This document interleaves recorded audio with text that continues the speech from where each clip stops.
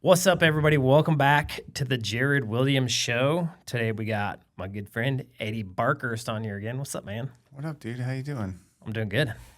Good. Yeah. What are we talking about today? I don't know. I just showed up. You said you got some plan. I got a couple good topics. I want to talk about because we deal with people a lot, and I kind of want to talk to you about how do we hold people in our business accountable, and what are some of the struggles we ran into in the past, and then what do we do now? It's different than what we used to do to help mold people into what we want them to be. This should be a good one. It's going to be a good talk. But first, I want to tell you guys about my friends at PlumbLine. They are the sponsors of this podcast or this episode. And if you don't have somebody answering your phones 24/7, you're missing out on a butt ton of revenue. You guys are paying tons of money for those phone calls. And a lot of people are just missing phone calls, or they're not answering after hours and they're going to voicemail, and they're missing out on a ton of revenue not getting their phones answered. PlumbLine does an awesome job. They're literally the only company that I know that charges per booked call. So they'll literally answer your office calls and just send you an email, and those are free. You only get charged for the book call. And if you've got calls coming in on the weekend and you can get those booked for Monday and then go service those customers, well worth the money on PlumbLine. Yeah. I've used them in both my businesses and Prospector, and then we use them here at Dude Wash as well.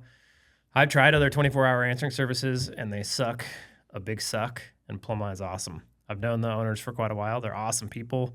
They love people in the trades, and they just built an awesome business. So if you guys aren't getting your phones answered 24/7, or even if you just need somebody like for overflow calls, if you're unavailable during the day, or if your CSR gets jammed with calls, they'll answer your overflow calls as well. Go check them out at plumblineanswers.org. You will not be disappointed, I promise. I've seen a lot of those other places too will just charge you by the minute. And so if a customer's just chatty, just talking about BS, then you get charged for that and no call booked after it. Yeah. Where PlumbLine just charges for what they book. What that does is it incentivizes, like the reason, we don't even have to say this, but the reason that I like PlumbLine so much is that as a business owner, I want to get those calls booked. Mm-hmm. That's my main incentive when somebody calls. With PlumbLine, they don't get paid unless they book that call. So now they're incentivized to book the call as well, which means that our desires are aligned as a business versus the person who just gets paid per minute. They don't care if they book the phone call or not. Unintentionally sets the desire to just talk for a while. It does. It sounds terrible. Mm-hmm. Yeah. I've tried those. They were terrible. Yeah. They were absolutely horrible. Yeah. PlumbLine follows the script that we put out in Wealthy Plumber, and it just aligns so well. Works great. Which kind of leads me, I mean, that's kind of a lead off, like, getting your incentives aligned in a business is super, super important. Like if the person answering your phone isn't incentivized to do the thing that you want them to do, or the person out running your calls, or your sales guys, or your GM, and then the owner, if we're not all on the same page, working towards the same thing, all working towards the same goal, where all of our compensation structures are incentivized to work towards one thing, that sucks.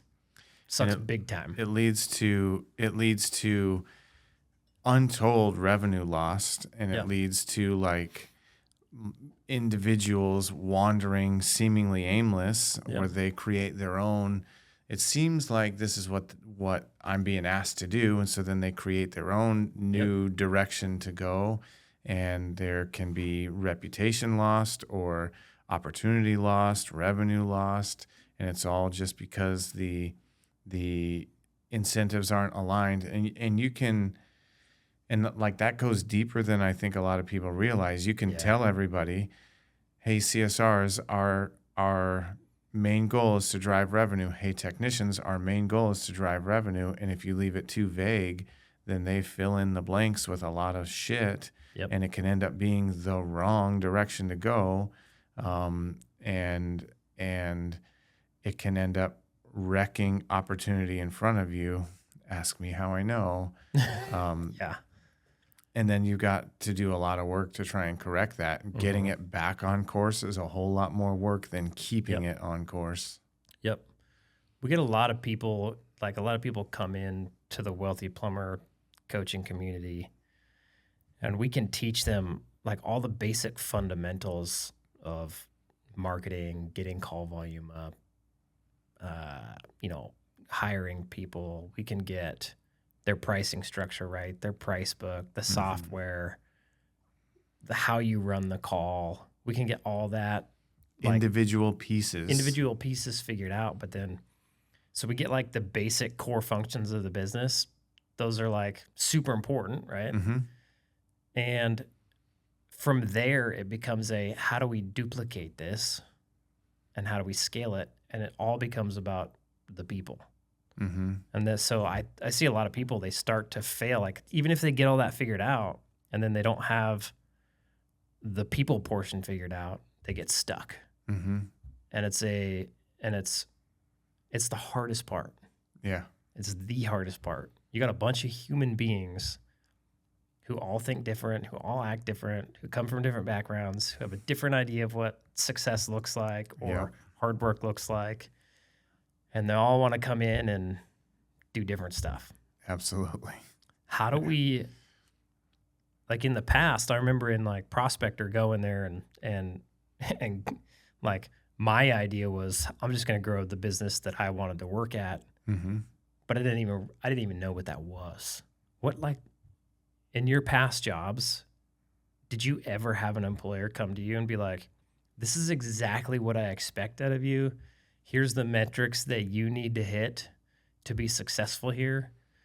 And here's how you're going to hit those metrics out in the field. Here's the process at which you're going to follow in order to hit those metrics. Not even close. No, the closest I ever got to that was when like there's the owner of the company would never say anything like that to me. Yeah. But then there's like the guy that was training me and he would give me like his interpretation, or there's always that line of you're not really supposed to do this, but this is how I do it type of stuff. And that's like the closest I ever got to that. I've never worked at a place where they say, this is exactly what success looks like here. Yeah. The person that works here does it this way. This is the outcome that we're looking for. And you achieve that outcome through step 1 through 9 or whatever it is. I got close to that. I worked for the same contractor for like 12 years. I just thought I'd just show up and I work hard. That's how I'm successful. I put pipe in, put hangers up, and we try not to do it twice. Sure. That's what I thought was successful. But then I went to work for another company called Western Mechanical, and I was doing a grocery store remodel at night. And I actually got a notebook that showed me like how many man hours they bid each individual section for. So we would be like redoing the deli area. And I had like deli area, material list, material total on parts, and then how many labor hours I was allotted for that deli area. And I had that breakdown for each individual part. And it was immediately like, oh, I got to keep materials in check and I got to keep labor in check. And so my goal then was, well, let's beat these. Let's spend less on material and less on labor, because then my boss makes more money and I did my job. That's really, really valuable. You don't usually see that. It seems like, especially with union hands, they have a tendency to take the amount of time given. 40 hours was estimated. We're going to take no less than 40. So that, I think, is the biggest downfall of the unions, is that they pitch the hands and the contractors against each other. And so the union sits up there on its high horse and says, hands, we're negotiating on your behalf to the contractors because those contractors are trying to screw you over. Oh, yeah. So we got to get you the best deal possible. And then also, like for us in union school, they never once talked about, like, we're here to make the contractor money. Right. It was never that. It was, we're here to make sure that you guys are getting a fair wage and a 'Cause fair if- working If conditions. we weren't here, you guys would be getting taken advantage of. Yep. And then on the contractor end, because I've been on both ends of this deal, Mm-hmm. the unions going to the contractor and being like, yeah, we're trying to negotiate wages down as much as possible. We're trying to get it so that you guys don't have to buy them tools anymore. And we're trying to get them as much training so that you can get as much out of them as possible. And then it becomes this, and then you go to the job and there's like stewards who are making sure that the contractors are following the rules, and Mm-hmm.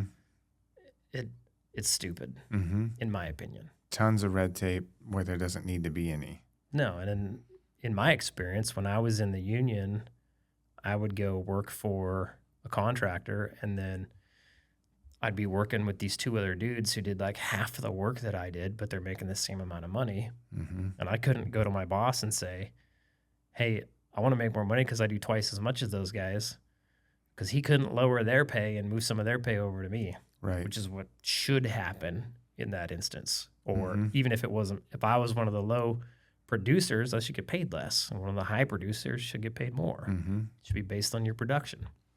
So it gets rid of that. Totally misaligns the incentives Mm-hmm. between the contractor and the employees. Agree. Yeah. And so we had to work really hard to like that's the mentality that we started with our technicians at Prospector. We had to work really hard to like flip that around. Yeah. And it was not easy. No, it was not. There was a lot of resistance to that. A lot of resistance. And so part of how we did that was, I remember coming to the conclusion that like we used to pay out spiffs for like, you get 5-star reviews, you get $20. We'd hold review competitions, Mm-hmm. and we did some other, what were some other? We did like weekly production goals. Yeah. They would get, you had a gift card that or an amount that we would give out every week, but then we also did a quarterly one. So whoever produced the most revenue that quarter got this big prize. We got pellet smoker, spent $1,000 on a pellet smoker, and then me and you were talking about what to do for the next quarter. And if we spent $1,000 last quarter, we got to spend $1,000 this quarter. So let's come up with some good $1,000 gifts to give away. And it sounds cool, and it sounds nice, and it seems like it would incentivize people to like, oh man, they're giving away a Traeger grill. If I do the most revenue, I'm gonna go win that Traeger grill. But then, in theory, it can be friendly competition between you and the dudes you're working with. Right. And but what does it end up being actually? it ends up creating hard feelings and entitlement, and that should have been mine, and he doesn't work as hard as I do. And if it wasn't for the CSR that gave him that work, and the CSR then gave me this other work, then I would have won that grill. That grill is mine, rightfully, but you gave it to someone else, and this is bullshit. And that's exactly what it leads to. And we saw that like firsthand. Dude, baby fits. Almost baby fits. Grown men baby fits over a grill. Yep. And then we tried doing like the CSRs. We would incentivize them to book calls. They'd get paid $5 per booked call. And they would book calls like crazy. And they'd book calls like crazy, but nothing else. Then you'd look and see that a lot of those calls got canceled, or the way that they were, instead of this is a job that has 3 appointments, now this is 3 separate booked calls. So they would get $15 for that one booked call. This should have just been 3 appointments. And so it either subconsciously or consciously shifts their focus from this is the desired outcome to how can I game this and make this benefit me even more. So and with every spiff we ever tried, it was like there was some sort of consequence that ended up taking their attention away from the actual thing we wanted them to do. We kind of came to this conclusion that really everybody in the company needs to do 2 things. There's just 2 things that we want to incentivize everyone in the company to do. And then how do we incentivize them to do that?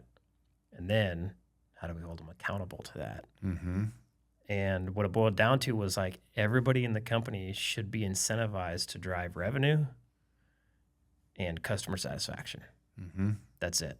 Because that's literally what you're there for. Yeah. Produce as much revenue as humanly possible. But the customer has to be happy about it in the end. And then keep customer satisfaction high. Mm-hmm. That's it.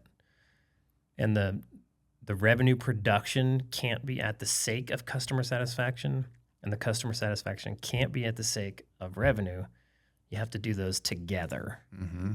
And so you can't discount the customer to keep the customer happy and not drive revenue. Mm-hmm. And so we put some rules in place, like we stopped doing all spiffs. Mm-hmm. We stopped allowing any and all discounts. We had very specific discounts you could offer. Discounts came from one place. One place and one place only. Mm-hmm. And so on the technician side, the only way they were allowed to discount is if they offered our membership program. Mm-hmm. So if they sold a membership, I think a prospector was 10% off. Mm-hmm. So $99 a year, you can get 10% off all service work, priority scheduling, and then we did a discounted tune and clean on your heating equipment. Mm-hmm. And then for the CSRs, the only way they could discount was once we hit like our baseline revenue goals for the month, which would be that was like all our expenses were covered for the month. Mm-hmm. Our labor for the month, so our tech labor, our CSR labor, our office labor, and all of our overhead was covered for the month. After that, we would allow them to call back on unsold estimates and offer them at a 15% discount.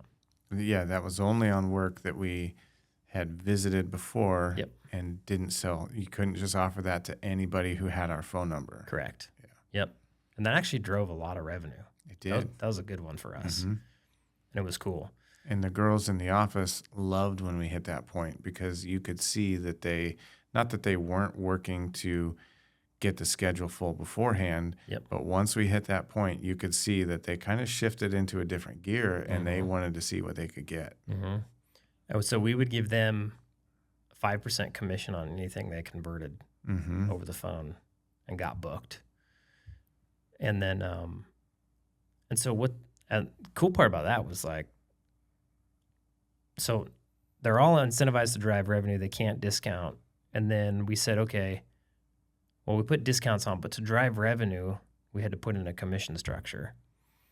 And before we had like this confusing, so like the CSRs would get $5 per book job. Mm-hmm. That was their way to earn extra money, book more jobs.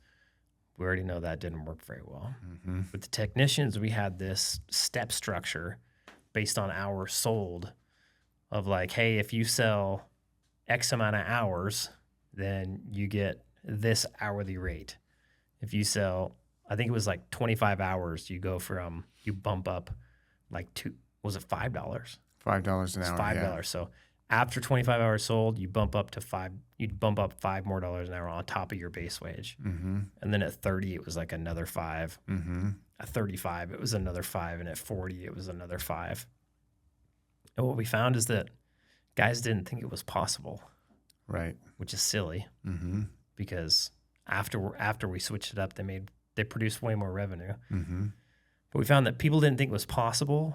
And so, and like, even if they hit that 25, maybe they hit 26 hours sold, then they would just be like, I'm done. I did it give this up. week. Yeah. Yep. I'm not going to shoot for 30. Mm-hmm. I'm at 26. I'm good. Which is super weird because 26, they'd have to go out and sell. Like if they hit that on a Friday morning, now they're like, well, I got to go sell 5 more hours today in order to get my next bump. And it's 12 o'clock, so that's not going to happen. Mm-hmm. When in reality, they probably could have. Absolutely. Yeah. Yeah. And so we switched them to, instead of like basing on how many hours they're selling, we said, well, we want to drive revenue, so why don't we base their commission on how much revenue they drive? Mm-hmm. So that's directly tied to the thing that we actually want them to do. Mm-hmm. And so we said, okay, you guys make X amount of dollars. We want to keep our labor percentage at 20% direct cost. And so anything above that, any revenue produced above 20% labor cost, you get 10% on. For example. We didn't tell them all of the inner workings of that, but we kind of did. Do you remember, like I said, I drew like a P&L on the board and said, look, here's how a P&L works. We've got revenue coming in at the top, and Did then you see their faces though? They couldn't keep up. Or they didn't want to. It's not that they couldn't. They didn't want to. I feel like that helps though, because it's like I feel like it helps them get a little bit of an understanding. Like, oh, they're not just like, this isn't coming out of nowhere. Yeah, it's not coming out of nowhere. They're not trying to screw me over. They're not trying to pay me as little as humanly possible. It's just math. Like, hey, I get 100% of the money coming in, and then I got to pay you guys, and I got to pay materials, and then I need so much left over to cover overhead and still make a net profit. And I'll tell them, look, if we don't have a net profit, we don't have a business. You guys don't have a job. This is how it is. Banks won't loan us money for vehicles. It's too much risk for me to even be here without a net profit. So we have to make a net profit. In order to make a net profit, we have to cover overhead. In order to be able to cover overhead, we have to have enough money left over after you guys are paid and after the materials are taken out. And so you guys are typically, we need you to be 20%. That's all we can afford to pay you. And when you guys bring in more revenue, that percentage actually goes down because the amount that we pay you stays the same. So if I were to pay you 10 grand and you brought in 100 grand worth of revenue, you cost me 10%. But if I pay you 10 grand and you bring in 200K in revenue, now you only cost me 5% just because you brought in more revenue. And so I'd say what we're going to do is at 20%, any time you guys get below 20%, we're going to give you a cut. So what did our guys make there? Like 55 an hour? Yeah, that was the journey average-ish. Yeah. So 55 an hour times 40. Well, by the time you figure benefits in there. So 55 times 1.4. It's about $77 an hour. We wouldn't even need to include benefits. 55 times 1.1, just include the taxes, employer taxes. So it's like $60.5 an hour. Times 40 in a 40-hour work week, that's $2,420 that they cost. And if you divide that by 0.8 for 20% labor costs,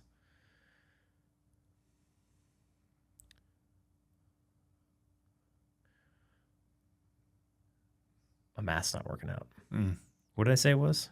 55 times 1.1. For anybody listening, this is the math you would do. And you could do this on a spreadsheet. It would be a lot easier. More better. Yeah.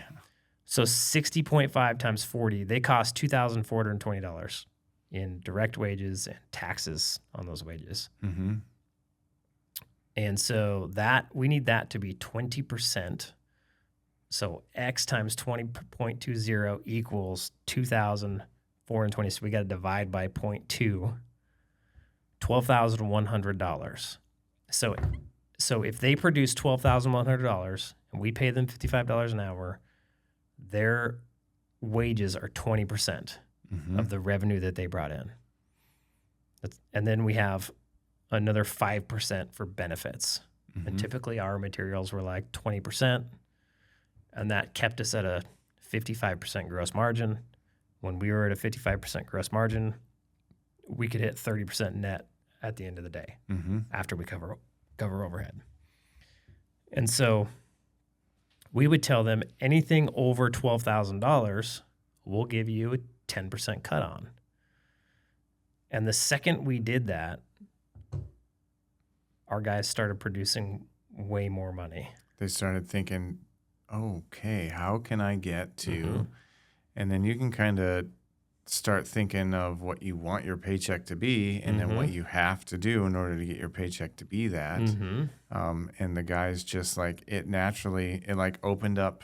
We didn't have to describe the ins and the outs and how it all worked. They just figured out that they were in control a bit more, and they could figure out what it was that they needed to do to hit those numbers and more. I remember when we launched this, I had that pitch to the guys of the amount of money that you can make here is unlimited.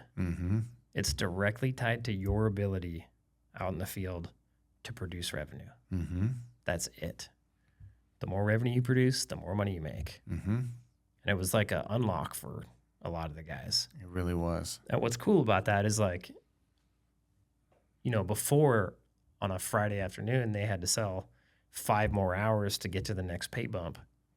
Here, anything extra that they sell, they get 10% on. Mm-hmm.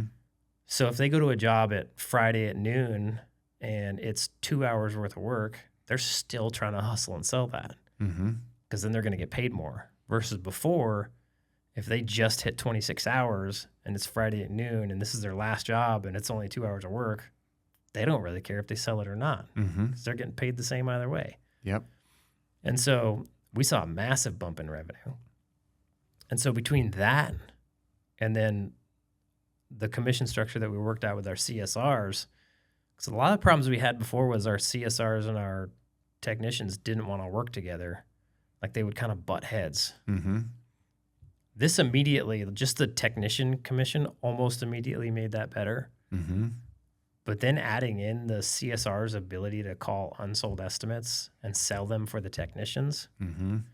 that put like another, like it added a little, I don't want to say fire to the situation, but man, it made it like that relationship quite a bit better.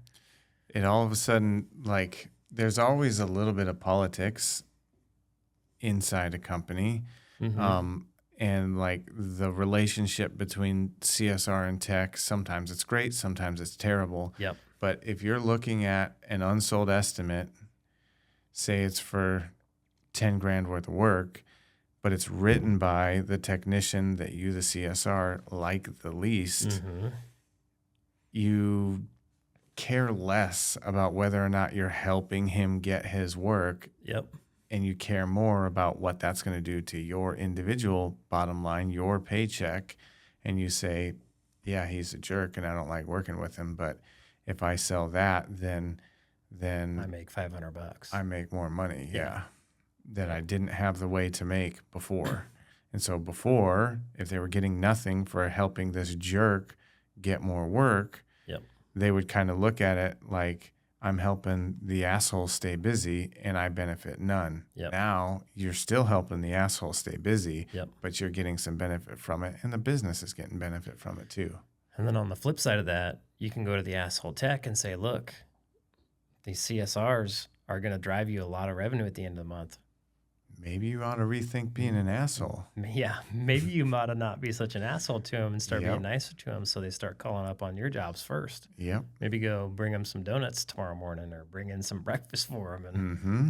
treat them nice next time they Just call you talk on nicely the phone. on the phone to them. Yeah. Yeah. And then also the idea that like the CSRs, they can't call on unsold estimates until we hit our minimum revenue. And so It's not that they can't. It's just they don't get, they can't offer a discount. they can't offer a discount to kind of sweeten that deal, but they now have that new layer of the sooner we get to that break-even point, Yes. the sooner I can start getting commissions. Yeah. And then on the technician's end, the sooner we get to that break-even point, the sooner the CSRs can start selling jobs for me, because for the CSR, now they're incentivized at the beginning of the month to say, how do we get to that point as soon as As possible? quick as possible. Yeah. Which means they're going to book the best jobs first. They're going to send the best tech, the right tech to the right job at the right time, Mm-hmm. and they're going to be on that. Not just the customer with the drippy faucet that is totally annoyed, but Right. I'm a member and like the squeakiest wheel type of Right. Now it's all revenue-based, value of the value-based job. booking jobs, Mhm. scheduling. Yep. Which is exactly what you want. And then on the technician end, when those CSRs sell those jobs, like let's say there's a $10,000 job, the technician already spent time out of that month going to that customer's house, talking to the customer, writing the estimates, already knows materials that need to be there. And when the CSR sells that job for him, he gets all that time back, basically. Mhm. All that time that he would have wasted is now sold, Mm-hmm. and he can go straight to the job with the parts, do the work, and get out of there. Mm-hmm. So at the end of the month, like there was like 2 weeks or a week and a half or a week where he got to do all of those jobs. He could drive a ton of revenue Mm-hmm. because the time he doesn't have to go there and waste a bunch of time talking to customers and selling work and building estimates because all that's done. Mm-hmm. Which means his commission check at the end of the month is massive. Mm-hmm. And the sooner they can get there, the easier it is for them to get those big commission checks. Yeah.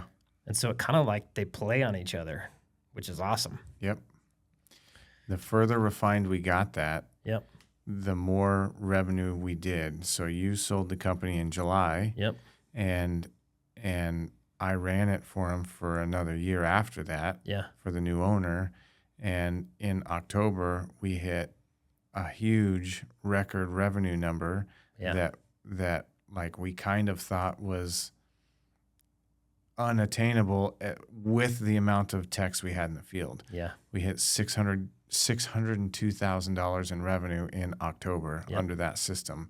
It's like we needed July and August and September to like really refine and understand, and then the volume of work coming in, and then the reprioritization of triaging jobs, which job ranked higher than these other jobs, and getting all that in alignment led to $602,000 in revenue in October alone. Yep. It was dope. It was pretty incredible. Yep. And if you went back and looked over the course of a year, it equaled close to $1 million extra in revenue for the company. Yeah. With the same amount of people. Mm-hmm. Just literally just getting everybody's incentives aligned. Yep. Yep. That was really the only change. Yeah. Yep. So then that's incentivizing. But then there's that whole other layer of holding the employees accountable. There's, like, we've been developing scorecards at Dude Wash, and there's, because that's, I think, one thing we could have done better at Prospector was like pulling the people in and making sure that they know exactly where they lie and exactly where they could improve. Yeah. So there's a bunch, there's like, there's KPIs, key performance indicators, and then there's, I like to split them up this way. I think I stole it from Billy Stevens. KPIs, then there's PIs. So key performance indicators, and then there's performance indicators. And we were just talking about this the other day, like the most important thing, our KPIs should be, did you produce enough revenue? And did you have good customer satisfaction? So for us, it's the 20%. Did you produce enough revenue to keep your labor costs at 20%? And then was your customer satisfaction a 4.8 or higher? That's really all we care about. Those are our KPIs. Because if those are in check, I don't really care what all the other metrics say. Right. But I kind of do. Like, it's going to be really hard to produce enough revenue with a really crappy close rate. Sure. It's going to be really hard to produce enough revenue with, not going to enough jobs, or really crappy billable efficiency, or really crappy, not selling enough of your time. That stuff's going to be really hard. So what we do now is we have a scorecard. We never had scorecards at Prospector, did we? We did quarterly reviews for a while. And we kind of experimented with what KPIs were the most important. And in the absence of knowing what ones we valued the most, I tended to default to, well, let's just look at them all and we'll talk about them all. And then I ended up, those conversations, one, took too long, and two, was like too much for the tech to. So what is it on this big spreadsheet? What is it that you want me to look at? Like, it ended up being confusing. Yeah. And so I don't know that at the time that it was that useful. Yeah. It wasn't near as effective as we were hoping it was, but it gave an opportunity to kind of pull each guy aside and say, this is what you did, and this is what I'd like you to do this next quarter. This is what I want you to focus on for this next quarter, which was not a waste of time, but it wasn't as like focused as it should have been. It was kind of more of a general blast in that direction, and it should have been much more laser focused. Yeah. Did it help? So like there were some guys that there that like we knew their specific goals. Like some of them wanted to buy a house, so they needed X amount of money to buy a house. Mm-hmm. Some of them had a savings goal. With those guys where you could pull them aside and it was like, hey, I just want to help you reach your goals. Mm-hmm. So let's look at your numbers and see where you can improve so that you can reach your goal faster. Mm-hmm. Was it more effective with those guys? So much more effective. Mhm. Those guys like had a direction that they wanted to go in. Yeah. And they had goals that they wanted to achieve. And so getting through to those guys were listening. Those guys wanted to get better because they wanted to achieve that goal. And so any kind of, not only would they like listen to the things that I said, but then they would ask intelligent questions on how do I encountered this problem. How do I overcome that? I was dealing with this and I didn't quite know what to do. So we could actually give them direction and they would take it and actually go apply it versus the other guys that maybe had a goal but didn't want to tell us what it was, or they didn't have a goal at all. Like there was nothing you could say to them that would really redirect them, that would make them want redirection as opposed to staying in the comfortable lane that they were in. Yeah. Yep. And they would hear what we had to say because I was their boss, but they would, and they may adhere to it for a little bit, but then they would quickly settle back into the comfortable old way that I used to do it, and just hopefully I stay off the radar type of feeling. Yeah. That could be frustrating. Incredibly frustrating. As an employer yeah. or as a manager. Mm-hmm. Yeah. Because you want everybody to do better. Like you want to do better. And so you're trying to push the company forward. Mm-hmm.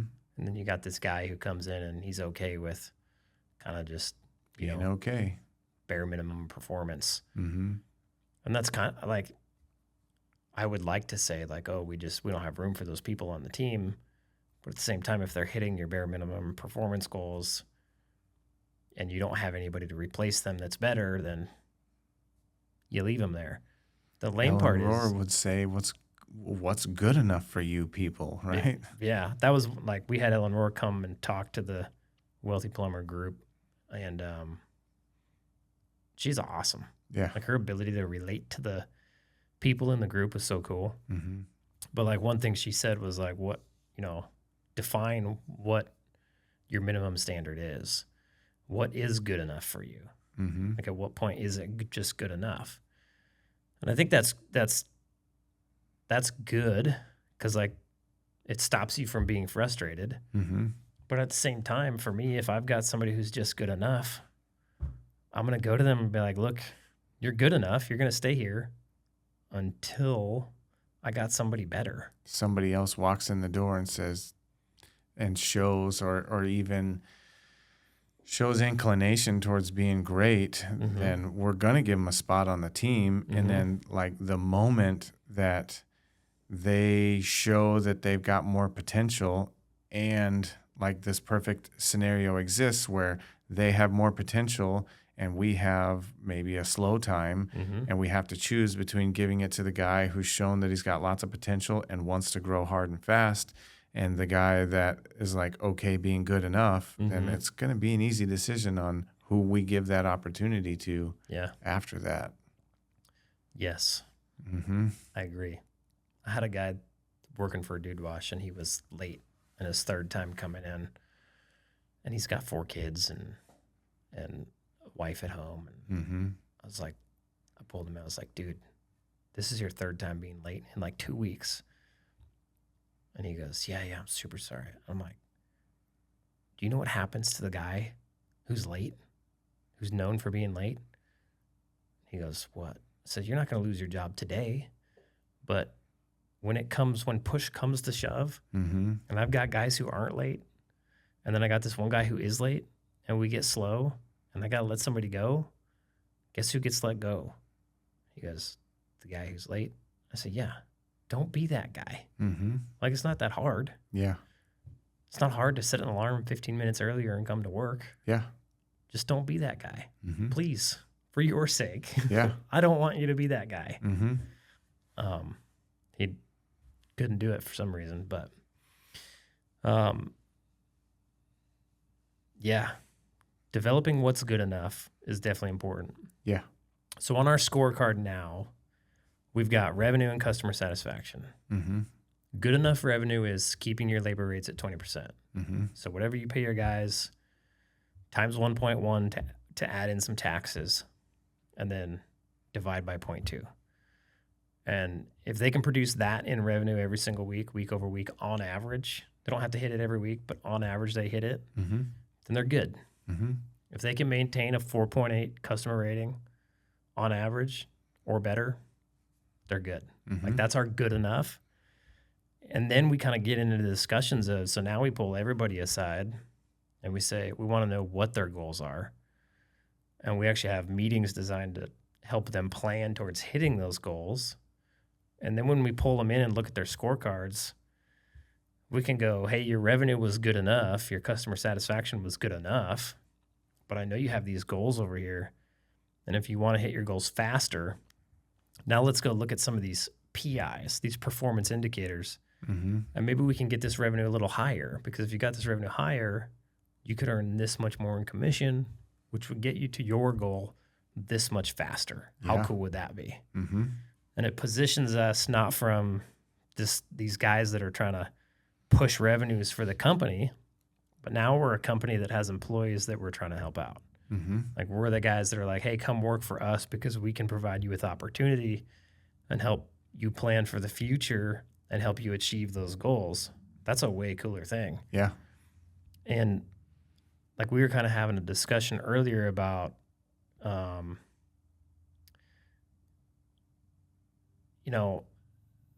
like we want to be a cool place to work at, but not in the sense that mediocre people can come here and get free snacks out of the fridge and Right. show Anything up and goes. anything goes and blah, blah, blah.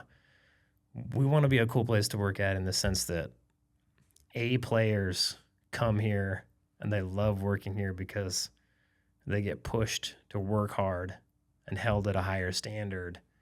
And my boss actually wants me to perform so that they can help me hit my goals in life. Mm-hmm. To me, that's a way cooler company culture. I completely agree. And it aligns everybody's goals towards the same thing. Everybody wins in that scenario. Mm-hmm. The customer wins because they get a better experience. The technicians win because they make more money and they get help planning towards their goals. And then the business wins because we make more money because our technicians are more productive and happier, right? I think it's super cool. And so some of those PIs, what's on our scorecard? We've got revenue and customer satisfaction. And then we go down to the PIs and it's like close rate, average ticket. We've got billable efficiency. Yep. We've got hours sold, so we can calculate global efficiency. Mm-hmm. So it'll be hours sold versus hours worked. And then callbacks, number of callbacks. Yep. What else we got? Average tickets on there. Dude, that might be it. And then we've got like a score of like 1 through 5 of attitude, attendance, personal hygiene. Yeah, the non-monetary. The non-monetary things. Yeah. And then truck cleanliness. Mm-hmm. They get rated on those individual things Communication is one Yep. of them as well. Yep. And all those things tie to revenue. So like if their revenue is struggling, we should be able to go see, oh, your personal hygiene score is low. It's probably costing you sales. Oh, yep, your close rate, everybody else's is at 65 and you're at 60. Mm-hmm. So you're missing out on 5% of your jobs. Mm-hmm. So if you want to make more money and hit this goal that you have, which I would love to see you hit, why don't you go get a haircut, man? Yeah. Start bathing in the morning. Right. Show up clean. Your truck is clean.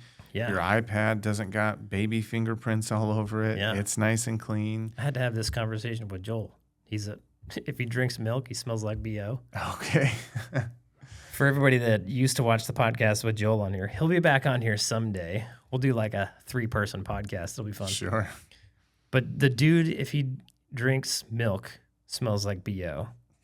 If you ever meet him in person, let him know. I heard you smell like BO when you drink milk. So, my perspective, that's one of the most objectionable smells in the world to me. And so if you come up to me and you want to sell me something and you have a particularly objectionable smell, Yeah. then you're not starting on a good foot with me. No. If I'm trying to purchase something from you and you add resistance there in whatever form, Yes. then I'm not going to be separated from my money too easily. If you show up and you are not fat and you have clothes that fit and you're in a company polo and you are manicured properly, you don't have to be a handsome person. You just can't be overly ugly. Sure. Which most people aren't overly ugly. I've only met like maybe 2 like just straight up ugly people. Most people make themselves ugly by not taking care of themselves. Sure. So if you can just take care of yourself a little bit, show up smelling, not disgusting. Like don't show up to somebody's house with this beard. Don't do that, right? Trim it up. If you're make going to it look nice, like that, you got to brush be your good. teeth, keep gum in your truck so your breath doesn't stink. Put deodorant on if you have to. Shower in the morning, please. Actually wash your armpits. So Joel, he would show up and smelling like BO to work, and I'd be like, "Dude, what are you drinking milk again?" He goes, "No, I don't know what's going on." I'm like, "Well, did you shower this morning?" He goes, "No, I shower at night." I said, "Well, you need to start showering in the morning too. I understand you're sweaty at night and you go home and you shower, but you're stinking from night to morning. You're developing a stink because I can smell it right now." So he started showering in the morning. What's good about Joel is you can pretty much speak your mind to him, and he goes, "Okay," Sure. and then does it. Yeah. Anyway, it's important. You got to show up looking good. Yeah. If you don't, that's going to affect your sales, hands down. And we all, like a lot of the guys, I see them come in my school group. They'll come in. They're coming from like new construction or from the field, and they are not presenting themselves well. And that is a huge portion of making a sale. Yeah. Unfortunately, It really is. the customer is judging you by how you look. And if you look like a mess, they're going to assume you're less valuable. The customer is going to judge you as soon as they receive the text message that says that this person is showing up. They're going to Google your name and see what they can find out. So they're going to start judging you before they even see you at their property once. They're going to be going to your Facebook page. Absolutely. If you guys were smart and you wanted to make more sales, you would curate your Facebook page for your customers to see. Yeah. So that you can make more sales out in the field. Your profile picture won't be something just outrageous. It'll be just kind of like you and the family and the kids or and your dog out fishing or whatever it is you like to do that's not objectionable. And like it or not. I don't care if you like it or not, but that does make a huge difference. Massive difference. You need to look like someone like you would be okay if this person showed up to your house to take care of something for your wife while you were unavailable. And if you wouldn't like that person showing up to your house, talking to your wife about fixing your thing, then you shouldn't be that for other people. I think that's not too much to ask. Agreed. So now we have this scorecard and we can bring people in once a month. If we're not having problems with them, we'll bring them in once a month. And we can go over their scorecard. And we've already had a meeting where we know their goals. And so we can go over how they're progressing towards their goals. And we can help hold them accountable. And if they're struggling in an area, everything they're struggling on is tied to their goals. So like, let's say their close rate is low. Well, we've got sales training. Let's figure out where you're lacking in sales. Let's have another meeting and come in and we'll figure out where you're lacking and we'll get you the training you need on that. And now from the employee standpoint, they're like, dang, my boss actually cares about me. They want me to succeed. They're providing me this training. I'm actually going to do it. And I'm actually going to go improve out in the field. It's magical. It is, yeah. It's like a business. It's like a secret unlock. It's like a cheat code for running a service business because the people's the hardest part. It's the part that is so difficult to get people to do what you want them to do. It allows you to have, as the owner or leadership, it allows you to have a relationship with that person that you might not normally have ever had. If they're just a technician in the field, like the old way or the way that I came up, the techs in the field usually don't interact with ownership. They would interact maybe with the dispatcher or the foreman on the job or the main tech who knows the most, but they would rarely act with leadership of any kind.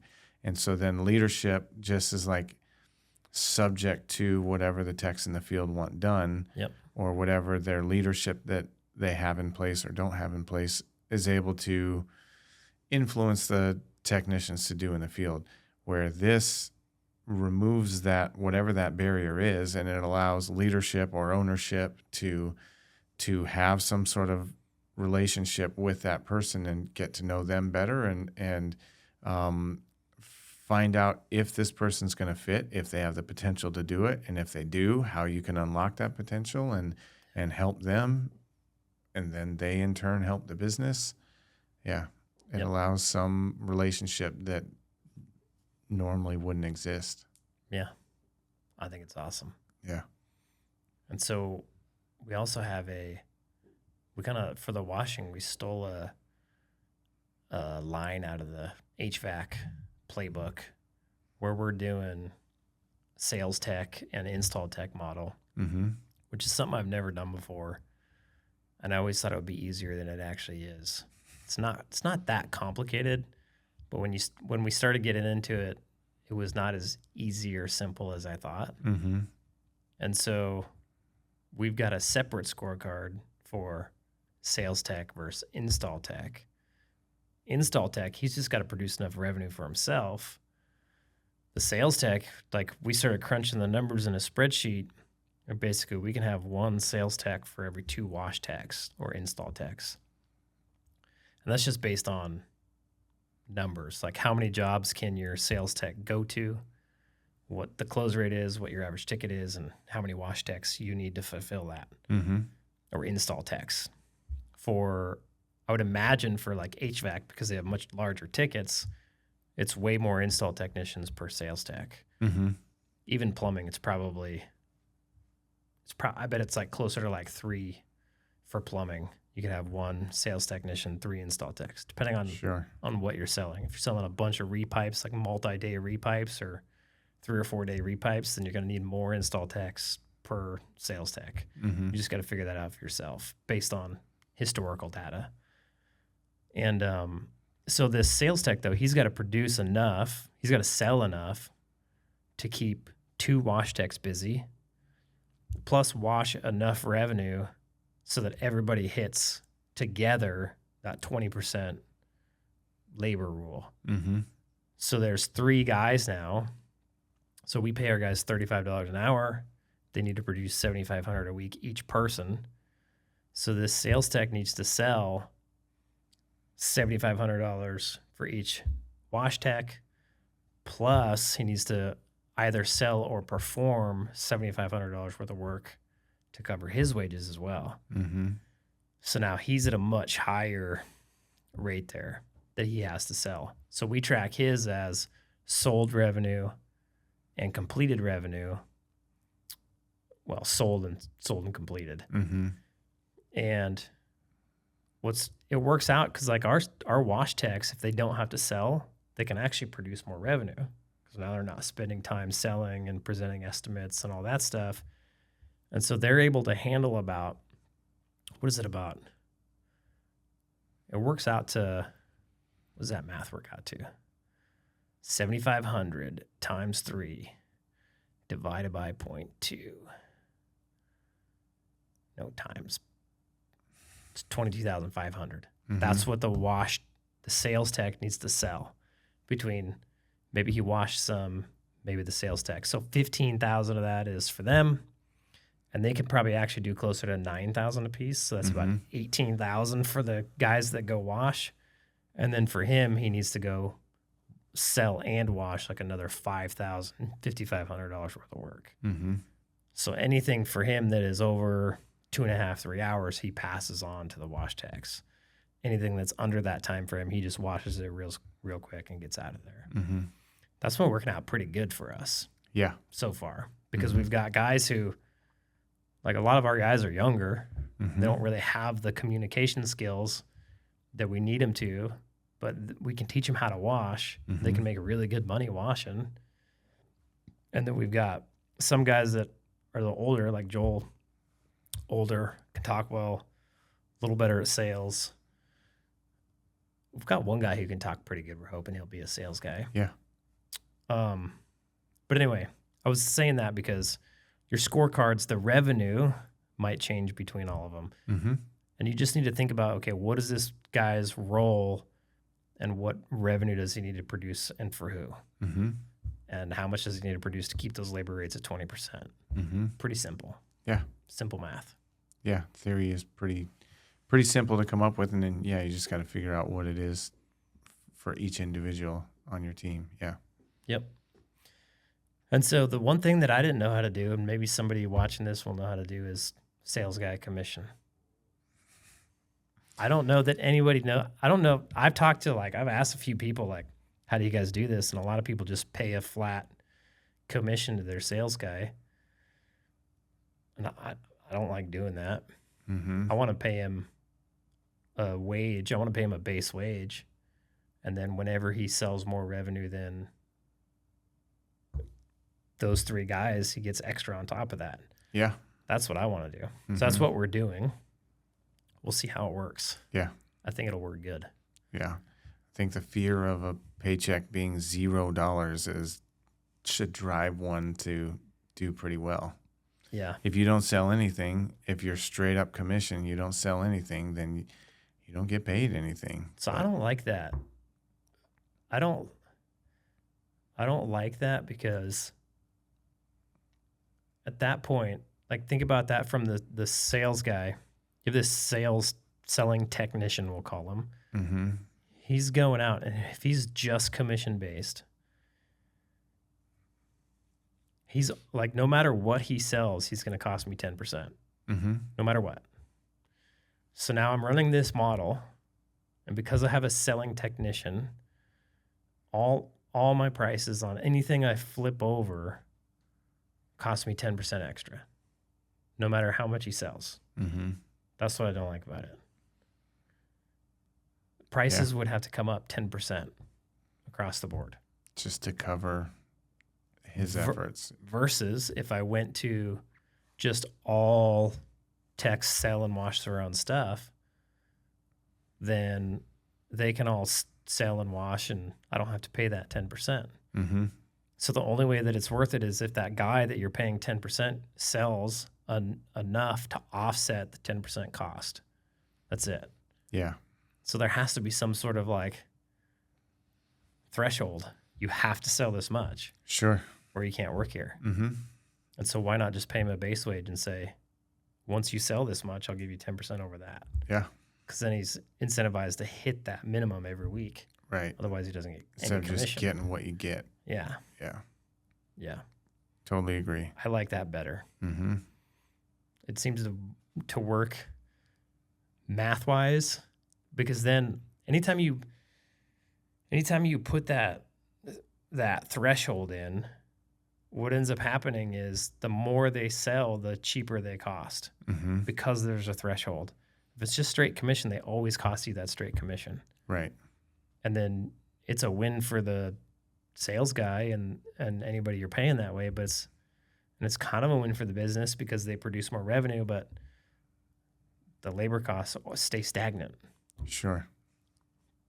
Versus if you put that base wage in, the more revenue they produce as a percentage, the cheaper they cost you. And they should be getting better and better and better out there in the world. More refined, more efficient. Yeah. So it should be that there should be a trend upwards of what they're able to do. Their jobs should get easier the more often they do it, one would think. Yeah. You would think. So there is the opportunity for labor costs to dip below that 20% mark, which is great, because there's going to be the time where their labor rises above that 20% mark. And so we need just as many that are below the 20% mark as there are above if we want to have an average of 20%. Yeah, hopefully nobody's above it. Hopefully nobody ever is above it. Well, I mean, that's where your good enough would be. Mm-hmm. If they're not good enough, then they probably shouldn't be working there, Mm-hmm. unfortunately. Yeah. I remember we experienced, we had one guy quit, and then we made more money. Yeah. Less people. Yeah. And we were like, huh. And I was kind of like disappointed that he quit. He was the first guy that I hired ever. Mm-hmm. And he came in and he was just got too corporate, wasn't family friendly enough. Yeah. What that really meant was he didn't like being held to a higher standard. Mm-hmm. He wanted to continue to coast how he was allowed to coast before. Yeah. And what was funny is, his close rate was probably the lowest out of anybody's, had the most diagnostic charges out of anybody's. Yep. And he was sucking up a lot of opportunity and doing nothing with it. Mm-hmm. And his revenue numbers were okay. But then in that instance, like if we had a scorecard and we would have gone down to his close rate, we would have been like, holy crap, yours is really low. Yeah. Like, how's he producing this much revenue at this close rate? Oh, he's blowing through a lot of opportunities. And that would have been a red flag for us. Yeah. But we didn't even think about that then. Right. And then he quit. And like the next week, we made more money when he was gone. Mm-hmm. So we went from like 8 people to 7 people and made more money because the good opportunities were now going to guys who could close higher. We would take better care of them. Yeah. Yeah. It was kind of a funny deal. Yeah. I suppose that's what they mean by addition by subtraction type of thing. Never really had a good example of that in my normal life, but removing him from the scenario was a net positive for the business, big time. Yep, hands down. Mm-hmm. And the attitude that he carried with him too, Yep. getting that out of the business was a net positive. Oh yeah, there were a couple attitudes that we got rid of that were net positive. Yeah. Yep. And there was a couple more that we probably could have got rid of that would have been a net positive on top of that. Yes, they would have been. Yep. Yep. Yeah. But how important do you think that is, getting rid of those bad attitudes? Dude, it seemed like a scary task at the time. Mm-hmm. Like, what are we gonna do? Okay, so getting rid of them is easy. I know how to do that, but what are we gonna do on the backside of that? Because I think in those two instances, we probably assumed that they did more things than they actually did. They carried more weight than they actually did. Mm-hmm. And so we just assumed that, the workload is going to be the same, but it's going to be distributed across less people. And so we're just all going to be overwhelmed. And the day that I got rid of those 2 people was tough. And then like one of them in particular, I got rid of on a Friday night. And so then I was stressing about it all day, Saturday and Sunday. And then what the hell's going to happen Monday morning? And Monday morning came, and it was a little bit of a cluster because we were trying to make sure that everything was all ironed out as best we could. And I had to tell all the current employees that we got rid of this person, and there were opinions about whether or not we did the right thing. And so I addressed those and then moved on. And then we could I could kind of sit back and observe what is the effect of getting rid of this person. And sure, there were things that we had to sort out, but it wasn't near as bad as we thought it was going to be. Yep. And then fast forward a couple of months, this technician we're talking about, same thing. Like, we assume he's carrying a bunch of weight, and we don't know exactly how much he's carrying, and is this going to be a good thing to get rid of him? And we knew that it was going to be the right move, but we didn't know all of the ramifications that would come from that. And it was unpopular. There were people that did not like that happening, but I don't know. I didn't see, maybe you saw, but I certainly didn't see getting rid of that person freeing up so much more revenue. It was a crazy amount more revenue by getting rid of that person. And so getting rid of those attitudes is a net positive, even though it feels like it's the worst possible move at the time. Scary, unknown. We don't know what's going to happen, but getting rid of those attitudes was big, and it affected, like, it's as if the business breathed a sigh of relief and could just operate more freely, less restricted. I remember you calling me, got rid of some bad attitudes. I'm pretty sure we put the commission structure in place. And I remember you calling me and being like, this is a whole different business today than was 2 months ago. And you said, I don't even feel like I'm needed here. Sometimes, it just runs on its own, which is ideal. Yeah. Like, that's what you want. I saw a reel from Jordan Peterson. He said, every manager should be striving to make it so that they're not needed. Because if they're not needed, it means they did their job effectively. Yeah. And he goes, it's kind of a catch-22 because then the boss is going to be like, well, I don't need you anymore. But the reality is you should just let that manager keep doing his thing. Figure out how to be as needed as little as humanly possible. Yeah. Because that's when the business is running on all cylinders. And we totally saw that. Absolutely. Yeah. It was surprising.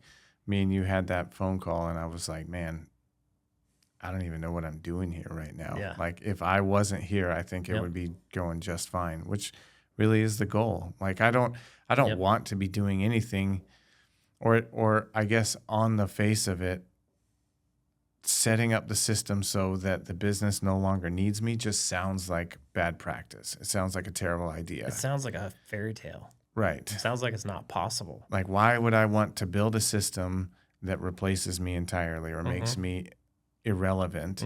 Seems like a bad idea if I want to continue getting a paycheck. But the fact of the matter is there's no way that I will forever be unneeded. It's just those smaller decisions, or those requirements for me just become less and less, and the business and the people that are carrying out those systems are just keeping things moving forward, and it doesn't need to involve me anymore. I can work on these other bigger impact things instead of having to, nope, you have to don't forget to collect payment on every job. Don't forget to post pictures. Yep. And then nice. From an owner standpoint, so like at that point, I was down here in Florida, very uninvolved in the business. You handled the business. And then like we decided to sell and like from my standpoint, had I not sold, then it's like, well, now I got this guy, he's managing this business. He just freed up a bunch of his time. Let's see what else we can start doing. So then it frees up your time, your labor, your brain, your skill sets to go start working on some other things. Like maybe we can, now you can help grow the business because you actually have the time and the freedom to be able to do that. Yeah. Which would be super cool. Yeah, maybe absolutely. We can get into a different vertical, or maybe we can go open up a second location, those kinds of things, without having any additional overhead. Right. Which would be beautiful. Yeah. Yeah. Yep. That's a way better trade for sure. Totally. Yeah. Way better. Mm-hmm. When you first started working for me and you would get phone calls, I remember I would get phone call after phone call after phone call after phone call. And a lot of it was just like they were trained to call me over every little thing. I saw a reel from Jordan Peterson the other day. It's my new favorite saying. He said, don't do for others what they can do for themselves. Sure. And I think a lot of people fall into that trap when they move into that, they get 3 techs out in the field and they move into that general manager role and they like want to help their guys out. That's natural. You want to go, oh yeah, I'll help you. I'll go pull that permit for you. I'll go run and grab that part for you. Yeah, I'll answer my phone and help you build this estimate real quick. Or you don't know what to say, so I'll give you the words to say. Or you can't quite sell it to the customer, so let me talk to them. Or those kinds of things. And what happens is that becomes the way of doing things in your business. Yeah. Oh, I forgot a part. Jared will grab it. Yep. Oh, I forgot my ladder. Jared will bring it to me. Mm-hmm. Or Eddie will bring it to me. Or whoever my boss is, they'll grab it. And the thing is, like, if everybody could remember that one saying, don't do for others what they can do for themselves. If they're capable of going and grabbing a ladder and you bring it to them, that becomes the normal. Mm-hmm. If you say, They never have to learn to prepare to have the ladder with them before Never. they get there. and if you say, instead they call you and you're like, you better come grab the ladder. They're like, crap, my commission check isn't going to be as big because now I got to drive all the way back to the shop and grab a ladder, drive all the way back out to this house when I should have just had the ladder in my van or Yeah. whatever, right? Yep. Yeah. 100%. I don't remember who said it, but kind of along that same lines, use your brain before you try to use mine. That's another one that I really, really like. Don't call me and ask me what to say or how do I fix this. Use your brain before you use mine, or don't call me and ask me for something that should have been a Google search to begin with. Yeah. Like, we didn't have that shit growing up No. or coming up in the trade. Google existed, YouTube existed, but we probably didn't have, I know I didn't have a smartphone to begin with. ChatGPT. Didn't have ChatGPT. There wasn't somebody making a YouTube video about every single thing in the world. And so you had to research it like the old-fashioned way. Yep. And know your stuff before. I couldn't call people and just say, hey, how do I do this? Give me the shortcut is what they're saying. Yep. Hey, I have a problem that I need solved. Give me the shortcut. Yep. Why do you think you are entitled to my shortcut? Yep. I spent years developing all of this. Why are you entitled to my shortcut? Yeah. I had to acquire this the hard way. Why do you get the easiest access in the world to it? I don't think that's fair. So the funny part about that is, like, you start doing that to help them out. Like, your intention is good. Yeah. And so that trains them to keep doing it. And then it pisses you off. Mm-hmm. And then you're like, my guys can't do anything without me. Yep. And you start getting frustrated. I'm paying them $50 an hour and they can't even they can't even remember to grab a freaking ladder. Yeah. And then you get resentful over your guys. Meanwhile, they have no idea. Mm-hmm. Because that's how you train them to be. Yep. It's kind of a funny way that it circles back at you and then bites you in the butt. Yeah. Yep. The worst day I ever had working, not the worst day I ever had, but one of the worst days where this particular thing happened, I looked at my recents in my phone. I had 56 phone calls from prospect or employees in one day, 1 8-hour day, 56 phone calls. That's like one phone call every 5 minutes or something like that. And if the phone calls lasted 5 minutes, then I'm like missing the next call and got to call them back. And I pulled the guys aside for that in particular. Dude, you guys cannot call me this much. I don't have the time in my day. I cannot take all of your calls. But just like you said, my intention was to help them out. I wanted to bail them out, and I wanted to remove whatever barriers they were up against in the field, and I'm going to help you out. And doing that taught them, dude, we can call Eddie for everything. He'll give us a shortcut for everything. We don't even have to learn this shit on our own. Eddie will give us the answer. And I taught him that, and I had to undo that real quick because that was chewing up way too much of my time. I can't tell you how many business owners I've told, stop answering your phone. Mm-hmm. Just let them suffer and figure it out. I read it read the book, The One Thing. Mm-hmm. Stupid book. Don't you don't need to read it. Like, it had two good points, mm-hmm. and like the first good point is like, if every day you can sit down and identify the one thing that's going to help push you forward, that you can get done today that's going to help push you forward, if you can identify that and then block time in your day to get that one thing done, and you can do that day over day over day over day, you'll be light years ahead of everybody else in a year.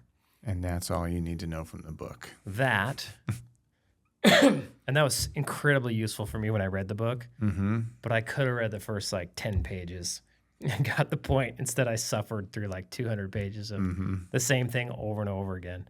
Pretty sure that's the book I read, and I was like, all right, I don't have to finish books anymore.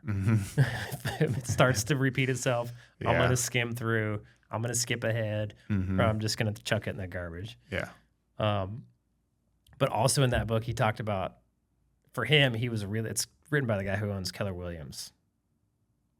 It's not Keller Williams, but it's Keller something, I think. Okay. I think Keller Williams is two guys put together. Anyway, he would lock himself in his office.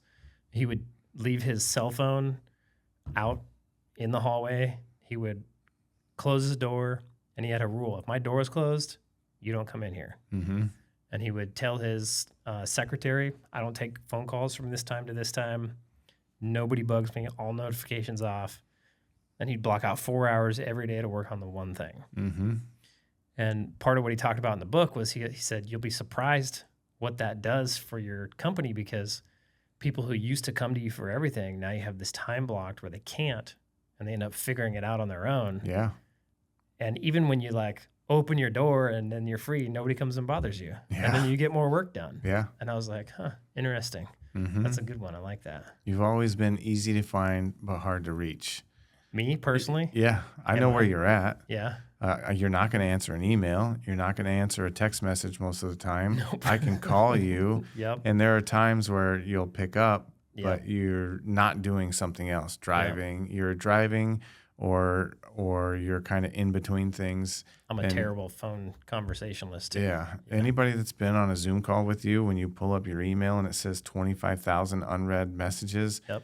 we know we're not getting a hold of you via email. No. You got 543 unread text messages. We're not getting a hold of you. I've been looking at my phone. Via 616 now. Okay. Yeah. 135 missed calls. Yeah. See, Yep. so so to me, like, I know where you are, but I just can't get a hold of you. So then what that means to me is okay, he's unreachable. I'll try. He's unreachable right now. So the decision must be made. Yep. And so I'm going to make the decision the best I can based on what I know Jared wants. Yep. And so that's so much better. It is. Because now you get to learn how to make decisions, Mm-hmm. where you get the freedom to make that mistake Mm-hmm. or do it properly. I hate making mistakes. Yeah. And so if I make a mistake and I tell you this is what I did, like, worst case scenarios, you say, that's never what I would do. And then I say, oh, shit.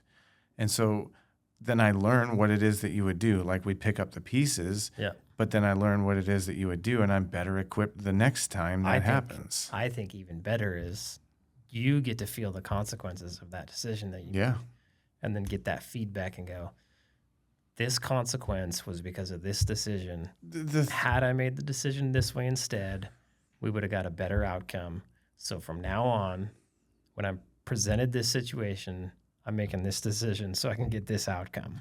But the thing is there's a lot of consequences that I would never have to bear. Mm-hmm. Like, if profits suffer because of the decision I made, it's not like I have to make that money up. Like, I pay the extra 10 grand that profits suffered.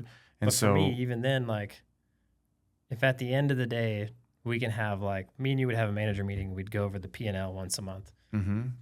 And we go to the P&L and the profits are low, and I'm asking you why. And we're going over it. And then we're going to find out. Remember that shitty decision I made? We're going to find out. Yeah. Well, it's going to be blatantly obvious, and you're going to be like, damn it. But I think that's like, and that's the point that I'm making is I don't suffer the consequences in that my bank account doesn't go down to bring the profits back up to what they should have been. Mm-hmm. So I don't really suffer those consequences. However, I feel incredibly bad if what I've done, if a decision I made led to less profitability or less health in the business, like that would crush me. I would feel the weight of that. That would crush me. And you don't want people in a place where that doesn't affect them.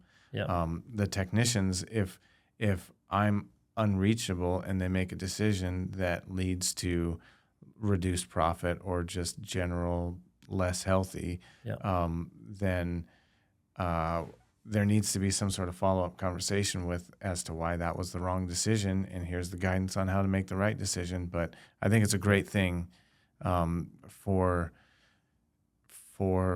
one to be unreachable all the time. Like, I know where you're at, but you're hard for me to get a hold of. That's not necessarily a bad thing at all.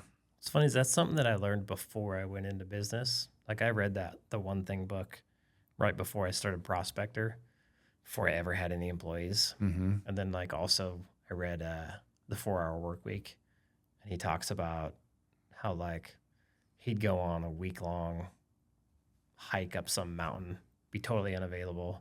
His business is doing its thing, and he'd come back to a big pile of emails, and some of them would have been nice if he answered them earlier, but he's like, at the end of the day, like, nothing ever catastrophic has happened.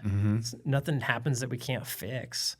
And so, like, a lot of us run our business and they're just like so consumed. I got to answer this email. I got to answer this text, and blah, blah, blah, and blah, blah, blah. And if they would just like let go of all that stuff, their brain would be in such a better spot. Yeah. Like, go back, like we talked about, like the visionary and the integrator role. And I went back and looked. The integrator is actually more rare than the visionary. Read that just Because Christelle was arguing with me, and I was like, no way. Because you took it, my wife took it, my son Costin took it, and then our new employee, who's my son-in-law, took it. Oh, he did. This is a great family affair I got going on here. Yeah, it is. All of you guys are integrators. Oh, no kidding. More integrator than visionary. Yes, you're the most hardcore integrator here, and I'm the only visionary. And she's like, how did that work out? I'm like, I don't know. Yeah. I guess I lucked out. Yeah. But going back to that, I was on a call with like my job as the visionary is to paint the vision and try my damnedest to communicate it as clearly as possible to you, the integrator, which is really difficult for me, and because I'm terrible at it. And I require clarity. And you require clarity, right? And so we have a lot of conversations that are just clarifying things that are already said. Doesn't frustrate me, but they talk about in the book how that can be frustrating to a visionary, because it's like, we already went over this. I want to be two steps ahead. Yep. But whatever. But so I remember I was on a Zoom call with Billy Stevens, and he was talking about when he coaches people, he said, like, the number one thing he tries to do is just get them to get out of their own way. Just like put the proper things in place, and then just let go and just let the people do their thing. And it was like, it's so true. And it's probably the hardest thing to do for most people. They can't just say, because like with you, I can say, here's what we're going to do. And you're thinking of all the steps to do it. I have no idea what they are. I'm not even thinking about that. I'm just thinking, here's the thing. Here's the result we're going to get from the thing. And you're like, okay, I get to figure out how to put all the pieces together and make it work. And it takes way longer than I want it to. But it ends up getting done. And if I come to you and go, here's the thing, and we're clear on what it is and the outcome we're looking for, if I was to come in and like try to get involved, it would ruin the whole thing. It would. Yeah. It would destroy it. But if you just start clicking away at it, you discover your own problems in it. You find solutions to the problems. You come up with a roadblock. You're like, oh, okay, we're going to change it a little bit, but we're going to get the same outcome. Yeah. I don't need to know any of that stuff. I just let go, and you just make it happen. Which for me would be difficult to do. Like, I don't want to let go. I have this outcome that I want to see, and I don't necessarily want to let go of what it takes to achieve that outcome. I want to be able to like understand and control what goes on in there to achieve that outcome.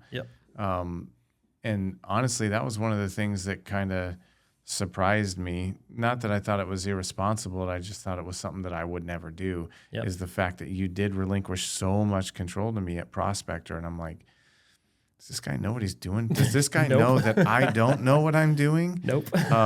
I didn't. And so you ended up accident. giving so much control to me,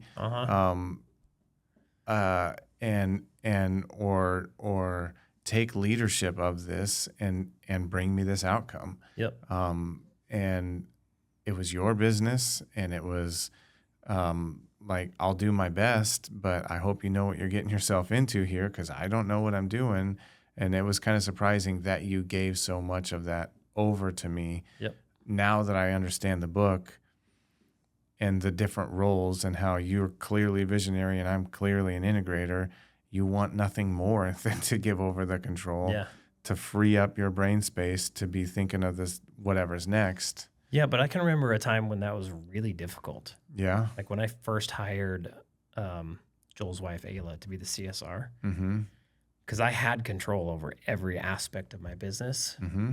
And then I hired Ayla, and I'm, I'm really bad at like saying, okay, here's the exact outline and steps I want you to follow, and here's the job description, and here's the SOPs and all that stuff. I'm really bad at that. And so I just literally handed her a phone. It was like, here you go, Mm-hmm. make it happen. And thankfully she did. Like she made the CSR position what it was. Mm-hmm. But I was freaked out. Like I was, Is this being handled right? man, yeah, like something that I had full control over, that I had a system for doing it. And if I did it that way, I got the outcome that I wanted. Mm-hmm. And I had to hand that over and trust somebody else with it. It was the first experience I had of doing that. Mm-hmm. And I was freaked out. It kept me up at night. I couldn't sleep. Mm-hmm. I was like, what's going to happen if she does this? And then when I learned, like I remember learning from hiring her that I remember thinking like, whoa, employees are badass. Now I know that not all employees are badass, but employees, like if you're a visionary, which I think most business owners are, employees that are integrators, employees that you can say, here's the outcome I want, go make it happen, and they do. Mm-hmm. That is the most freeing thing on the planet. Sure.